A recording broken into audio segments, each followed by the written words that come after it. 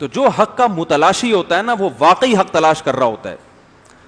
میں نے جب یہ ایک سوال قائم کیا تھا نا عیسائیوں کا عقیدہ کہ خدا تین بھی ہیں ایک بھی ہیں, اس پہ بہت سے عیسائیوں کے کمنٹس بھی آئے ہیں کہ یہ, میں نے کہا نا یہ کیسا عقیدہ ہے جو عقل سے کیا ہے بالا تر. تو اس پہ بعض عیسائیوں نے اعتراضات کیے کہ ہمارا یہ عقیدہ نہیں ہے, بلکہ پھر اور ایک پیچیدہ سی بحث لکھی ہوئی تھی کہ ہم تو حلول کے قائل ہیں کہ خدا عیسیٰ میں حلول کر گیا, ٹھیک ہے نا. تو عیسیٰ کی ایک حیثیت یہ ہے کہ وہ اللہ کے نبی ہیں, اور ایک حیثیت کیا ہے کہ ان میں کیا ہے اللہ ہے. تو حضرت مریم کو تم خدا نہیں مانتے. بھائی آپ نہیں مانتے, آپ کا ایک فرقہ تو مانتا ہے نا. تو آپ جس اصل بات جو فوکس کرنے کی ہے وہ یہ ہے کہ مذہب کی بنیاد ایسی چیز سے شروع ہو رہی ہے جو کھوپڑی میں نہیں آتی, بلکہ کھوپڑی میں نہیں آتی, کھوپڑی اس کے غلط ہونے کا فیصلہ کرتی ہے. کھوپڑی کہتی ہے کہ یہ 100% کیا ہے غلط ہے. مذہب کی بیس یہاں سے شروع ہو رہی ہے کہ یہ غلط ہے. تو جب بیس یہاں سے شروع ہو رہی ہے تو آگے کیا ہے پھر. تو نیچے ایک عیسائی نے اچھے کمنٹس کیے ہوئے تھے, اس نے کہا میں اسی بیس پر اسلام میں نے قبول کیا ہے کہ اسلام کے عقائد میں کوئی کنفیوژن نہیں, 2 اور 2 4 کی طرح بیان کیا گیا ہے, بالکل واضح ہے. اور میں اس سے آگے بڑھ کے کہتا ہوں کہ آپ عقیدہ تثلیث فرض کر لو عیسائیوں کا, ٹھیک ہے مان لو, تو آگے مذہب کو فالو کیا جاتا ہے مذہب کی تعلیمات پر عمل کرنے کے لیے. آپ کے پاس سرے سے لا موجود ہے ہی نہیں جس کو عیسائی لا کہا جائے. ہے تو بتاؤ نا ہمیں. ہمارے پاس تو لا ہے نا بھائی, ہماری فقہ کی کتابیں ہیں. کوئی غیر مسلم اسلام قبول کرتا ہے, ہم درجنوں کتابوں کا نام دے دیتے ہیں. یار وضو کے مسائل اس کتاب میں لکھے ہوئے ہیں, غسل کے مسائل اس کتاب میں, وضو کیسے کرنا ہے غسل کیسے کرنا ہے اس کتاب میں لکھا ہوا ہے, وراثت کے مسائل اس کتاب میں لکھے ہوئے ہیں, خرید و فروخت کے مسائل اس کتاب میں لکھے ہوئے ہیں, نکاح طلاق کے مسائل اس کتاب میں لکھے ہوئے ہیں. ایک ایک چیز, سونے کا طریقہ, نبی کی 24 گھنٹے کی سنتیں فلاں کتاب میں لکھی ہوئی ہیں. آپ صلی اللہ علیہ وسلم کتنا سوتے تھے, آپ صلی اللہ علیہ وسلم دانت کتنی دفعہ صاف کیا کرتے تھے, کرتے بھی تھے نہیں کرتے تھے, کرتے تھے تو کتنی دفعہ, کہاں سے شروع کرتے تھے کہاں ختم کرتے تھے. آپ صلی اللہ علیہ وسلم ناخن کاٹنا, یہ اسلام نے اس کا حکم دیا ہے کہ نہیں دیا, کاٹنے ہیں کہ بڑھانے ہیں, داڑھی کاٹنی ہے کہ بڑھانی. سکھوں کے پاس تعلیمات نہیں ہیں, انہوں نے کہا مونچھیں بھی بڑھاؤ داڑھی بھی بڑھاؤ. گوروں نے کہا مونچھیں بھی کاٹو داڑھی بھی کاٹو. اسلام نے کہا نا نا نا نا, لا ہے نا اللہ کی طرف, داڑھی بڑھاؤ اور مونچھیں گھٹاؤ. ایک ایک چیز, یعنی آپ کی لباس کیسا ہو, آپ کا لائف اسٹائل کیسا ہو. تو اللہ نہ کرے ہم اگر اسلام چھوڑ کر عیسائیت قبول کرتے ہیں تو آپ کے پاس کوئی کتاب تو ہو جس سے پتا چلے کہ عیسائیت کی یہ تعلیمات ہیں, ان کو اسلام کے مقابلے میں ان کو فالو کرنا ہے.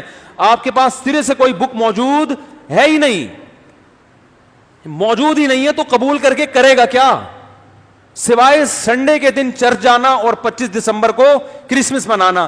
اس کے علاوہ آپ کے پاس حضرت عیسیٰ کی تعلیمات کا کچھ بھی باقی نہیں بچا. باقی یہ کہ سچ بولنا چاہیے جھوٹ نہیں بولنا, یہ تو اقوام متحدہ بھی کہتی ہے, اس کے لیے عیسائی ہونے کی کیا ضرورت ہے. ارے یہ تو یونائٹڈ نیشن اور یہ ساری دنیا مانتی ہے سچ. ابو نے بچپن سے میں بتایا تھا بیٹا سچ بولنا جھوٹ نہیں بولنا, تو اسلام تھوڑی ہے, تو ساری دنیا کہہ رہی ہے. امتیازی حیثیت کیا ہے کہ ایک آدمی قربانی دے کر ایک مذہب قبول کرتا ہے, تو مذہب کی جہاں بحث ہوگی اسلام کے علاوہ کوئی مذہب آپ کے پاس ہے ہی نہیں جس کے پاس کوئی سسٹم ہو, تو اس کے صحیح یا غلط ہونے کی بحث میں پڑھنے کی ضرورت ہے ہی نہیں. جب ہے ہی نہیں تو کیا کرنا ہے. دیکھو ایک مثال دے کے بحث ختم کرتا ہوں. آپ کی بچی کے لیے رشتہ آیا, ایک بندے نے پیغام نکاح بھیجا, دوسرا بندہ بھی اس کے ساتھ آیا. اب آپ کیا کر رہے ہو, دوسرے نے پیغام نکاح بھیجا نہیں ہے, اب آپ کہہ رہے ہو یار دونوں میں سے داماد کس کو بناؤں, میں تحقیق کروں گا دونوں میں زیادہ اچھا کون سا ہے. اب آپ تحقیق کرو, تیری سیلری کتنی ہے, وہ کہہ رہے 1 لاکھ, دوسرے کی تیری سیلری وغیرہ 1.5 لاکھ, جس نے پیغام نہیں بھیجا اس کی کتنی تھی 1.5 لاکھ. یار یہ زیادہ اچھا ہے. اگلا کہے گا بھائی تو نے میری 1.5 لاکھ اور 1.5 کروڑ پیغام میں نے بھیجا ہی نہیں ہے, تو میری تفتیش کیوں کر رہا ہے.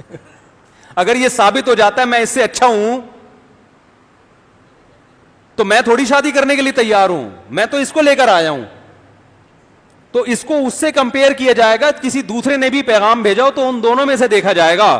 جب تو نے بیٹی مجھے دینی نہیں ہے نہ میں نے لینی ہے, تو پھر میرے کو اس سے مجھے کمپیئر کرا کے تیرا رزلٹ کیا نکلے گا.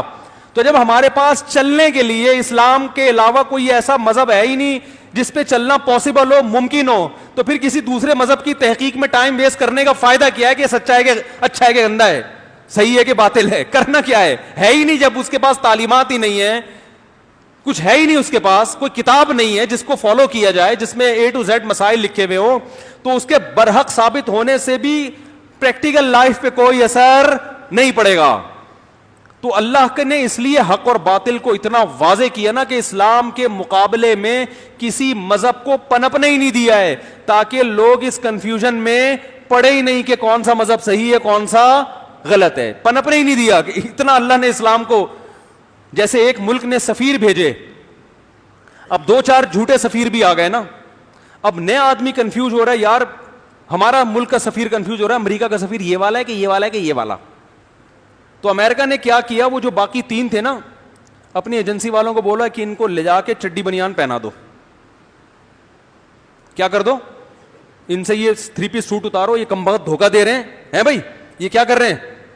یہ 3 پیس سوٹ ٹائی کو دیکھ کے پاکستانی سفیر کنفیوز ہو رہا ہے کہ یار یہ والا, تینوں چاروں انگلش ایک جیسی بول رہے ہیں. تو امریکہ کیا کرے گا, امریکہ بولے گا ان تینوں کو اٹھاؤ, اپنی پولیس بھیجی اس نے, ان کو اٹھاؤ اور ان سے کوٹ پینٹ چھینو اور چڈی بنیان, دھوتی بنیان یا چڈی بنیان پہنا دو, تاکہ پاکستانی سفیر اس کنفیوژن میں ہی نہ پڑے کہ یہ والا ہے کہ اس کو پتہ چل جائے گا بھائی یہ نہیں ہو سکتے.